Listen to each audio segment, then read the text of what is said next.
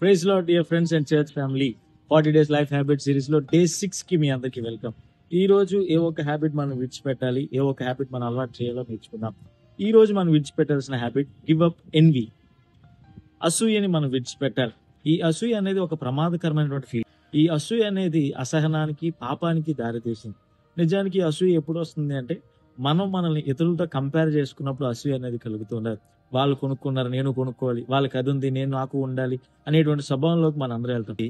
ఉన్న దాంట్లో సంతృప్తి కలగమని దేవుడి యొక్క వాక్యం మనకు సెలవిస్తుంది. కాబట్టి అసూయని విడిచిపెట్టి దానికి బదులుగా we need to celebrate other success. ఇతరుల యొక్క విజయాన్ని మనం సెలబ్రేట్ చేసుకోవాలి.